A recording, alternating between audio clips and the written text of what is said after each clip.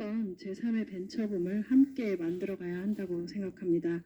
정부는 주인공인 청년들의 창업과 성장을 돕는 페이스메이커로서 세 가지 정책 비전을 말씀드리겠습니다.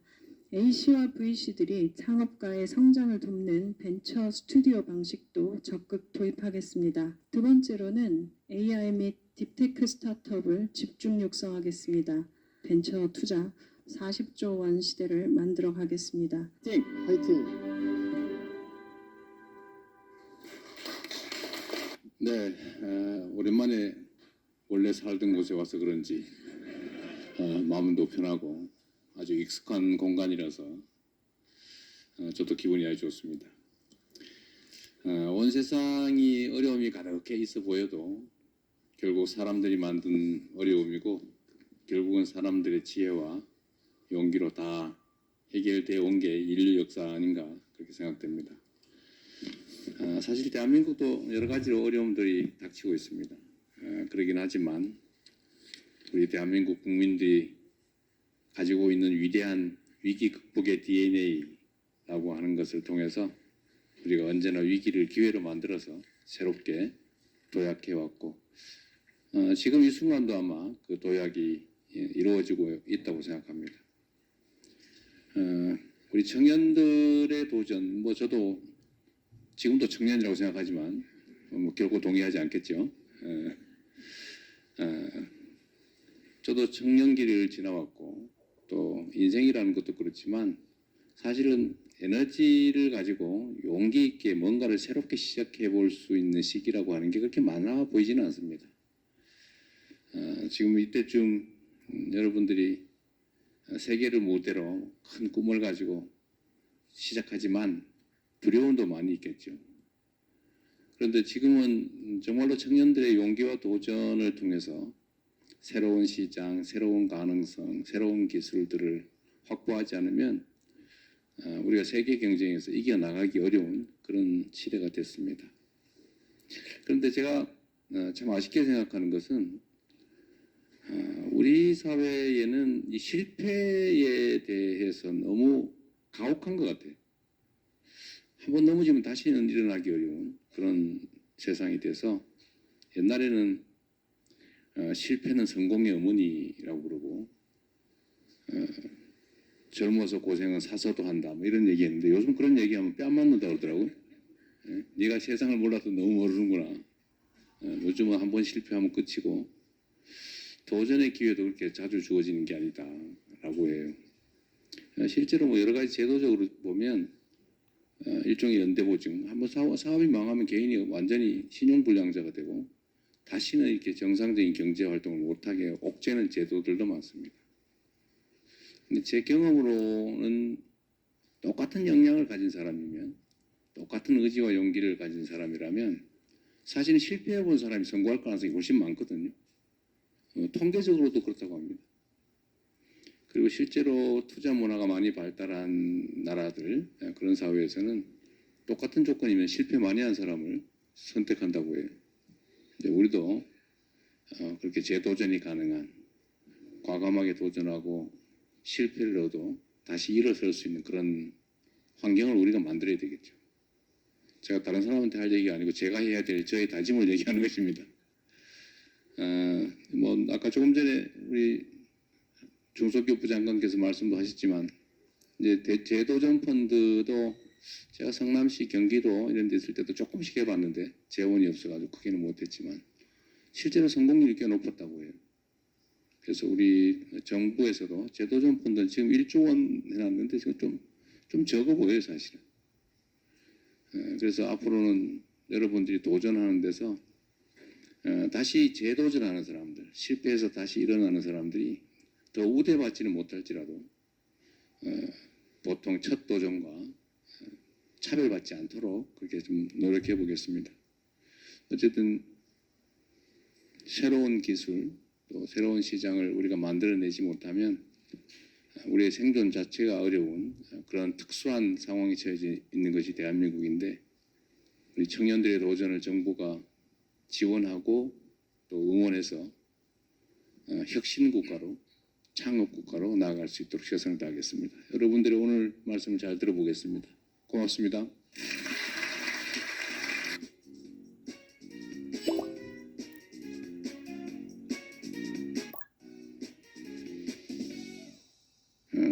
지금 3번 실패하고 4번째라 그랬나요? 엄청 힘들 것 같은데 표정은 되게 좋으세요. 네. 아직은 에너지가 많이 남아있는 것 같은데 어쨌든 우리 공동체 정부가 해야 될 일이 이런 새로운 도전들, 끊임없는 도전들이 꺾이지 않도록 또 새로운 기회를 향해 우리가 나아갈 때 실패의 경험들이 좌절의 그 아픔이 아니고 경험의 축적으로 이렇게 될 수 있게 지원해야 되겠다는 생각이 듭니다. 상품을 만드는 것보다 회사를 만들어야 된다는 얘기가 약간 가슴 아픈데 사실은 창업하는 입장에서는 회사를 만들기보다는 상품과 서비스를 만드는 데 집중해야 되는데 거기에 너무 많은 에너지가 행정 비용에 들어간다, 행정에 들어간다는 것 같습니다.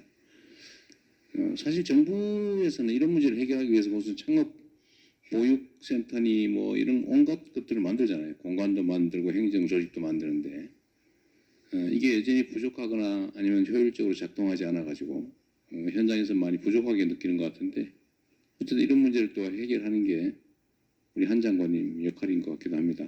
현장에서 오셨으니까 정말 상품과 서비스 개발에만 기술 개발에만 집중할 수 있는 환경을 만들어주는 거 중요할 것 같아요.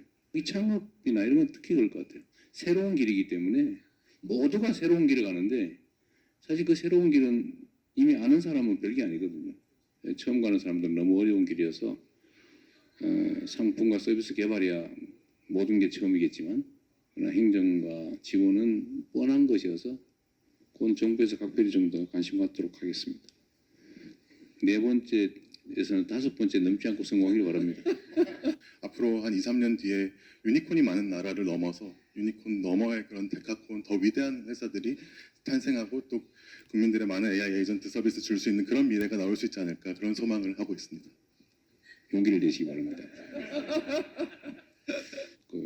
아니 마지막이 아닌데 아까 한 얘기 중에 정부에 뭐가 문제가 있다고 그러면서 말을 안 했거든요. 결국은 한번 해보세요. 아무도 뭐라 그러지 않을 테니까 솔직히 한번 얘기해 보세요. 문제가 있으면 네, 예를 들면 근데 기후테크 기업, 에너지 기업 이런 곳들은 그런 체계 자체가 불가능한 구조들이 많이 있어서 사실은 이런 구조를 그대로 둔 채 유니콘 기업 육성을 한다고 해도 한계가 좀 크다 그런 생각을 하고 있습니다. 구체적으로 얘기해보라니까. 뭐 예를 들면 독점적으로 뭔가 하고 있는 다양한 분야들이 공공 주도로 하고 있는 영역도 있고 물론 그것들이 다 이유가 있다고 생각합니다. 그렇지만 그런 분야에 스타트업들이 도전하고 혁신을 만들어내고 위협적일 수 있는 수준까지 비즈니스를 할 수 있는 환경이 주어져야 사실은 그 분야에서도 유니콘이 나온다 생각하거든요. 특히 스타트업들에게 그런 기회들이 많이 주어졌으면 좋겠습니다. 아주 직설적으로 얘기하면 네. 한전의 독점 얘기하는 건가요? 얘기해 보세요. 네, 뭐 한국전력이나 아니면은 우리나라 이제 기후테크 관련된 많은 산업 분야들이 공공 주도로 이루어지고 있기 때문에 좀 그런 부분에 있어서 아무래도 스타트업들은 장벽을 느낄 때가 있어서 그런 것들을 제가 아까 표현하기를 그 분야의 와해적인 혁신을 만들어낼 수 있는 기술이나 서비스를 그 분야 전문가들이 가부를 결정하는 구조에서 과연 유니콘이 나올 수 있겠는가 그 말씀을 네. 드린 것입니다. 전력 판매 독점 이런 규제를 말하는 거죠, 그러니까. 예를 들면 그런 것이 있겠습니다. 왜 구체적으로 얘기하니까 알겠습니다. 예. 사실 이제 정치의 역할은 이제 이해관계를 조정하는 거죠. 사실은 그 사회가 가진 기회와 자원을 어떻게 나눌 것인가에 대한 최종 결정권을 행사합니다.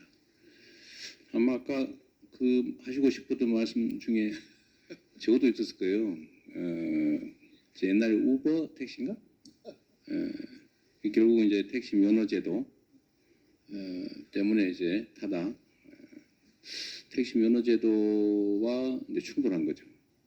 근데 그게 아마 그때 당시에 이게 논쟁이 참 많고 사람도 뭐 자살하고 뭐 이런 일이 벌어졌잖아요. 결국 이 이해관계를 조정을 잘 못했던 거죠. 그러니까 그 혁신 기술도 다 필요한데 또 사회가 그 방향으로 가야 되는 건 분명히 또 맞는데 문제는 거기에 생계를 의존하는 또는 평생의 그 유일한 직업이라고 할 수 있는 그 수단의 위협을 받는 사람들 입장에서 보면 대안이 없으니까 다 뺏기는 수가 있으니까 목숨 걸고 싸울 수밖에 없었던 거죠. 아마도 이런 영역들이 많이 생겨날 것 같아요. 저는 그런 부분에서 정치적 조정 역할이 정말로 중요하겠다 그런 생각을 하죠. 택시 문제 다시 한번 생각을 해보면 어떻게 조정을 할 수 있었을까? 저는 뭐 좀 마치 노사 분쟁처럼 긴 시간을 놓고 정말로 허심탄회하게 제3의 대안을 포함해서 길게 직접적 논쟁을 해봤었으면 어땠을까? 나름 확인했었을 겁니다 당시에도. 그래서 저는 모두에게 이익되는 방향의 그 결론을 내릴 수도 있었지 않았을까 싶어요. 근데 예를 들면 제가 생각하는 그때 당시 생각했던 거는 저렇게 극단적으로 올로와 나싱으로 싸우지 말고 절충하는 방법도 있을 것 같은데 예를 들면 택시 사업자들에게 그런 기회를 허용하면 말이 좀 없었을 것 같아요. 또는 택시 사업자들에게 일정한 지분을 줬으면 타협을 해서 그래서 동업을 했었으면 어땠을까 그런 생각이 좀 들었습니다. 앞으로도 이런 영역들은 참 많이 생겨날 것 같아요. 정부는 그런 새로운 기술이 개발될 때마다 그로 인해서 위협받는 기존 기득의 지위 또는 기득의 질서 이 충돌을 지금은 사실은 대개는 이제 기득의 권리 중심이에요. 그냥 거기에 현실적 힘이 세거든요. 그러다 보면 그게 이제 기술 혁신이나 또 새로운 산업 발전에 장애가 되는 거죠. 아마 그 얘기를 하고 싶었었던 거 아닌가 싶은데 많이 공감합니다. 근데 그 역할은 정부와 정치가 해내야 되는 역할이죠. 많은 토론들을 통해서 그런 충돌을 최소화하고 모두가 서로 더 나은 길을 함께 갈 수 있었으면 좋겠다는 생각을 합니다. 오늘 뭐 저는 언제나 다니면서 이런 얘기 들으면 참 재밌긴 한데 새로운 얘기 많이 들어서 매우 감사드리고 정부 우리 정책실장도 오셔서 고개 끄덕거리고 계신데 여기 우리 AI 수석도 고향 오니까 좋습니까? 네. 어쨌든 여러분들의 의견도 현장의 의견도 많이 수렴하고 저희도 현장으로 많이 나가서 여러분과 많이 상의하도록 하겠습니다. 이런 대화 할 수 있는 기회 주셔서 고맙습니다. 수고하셨습니다.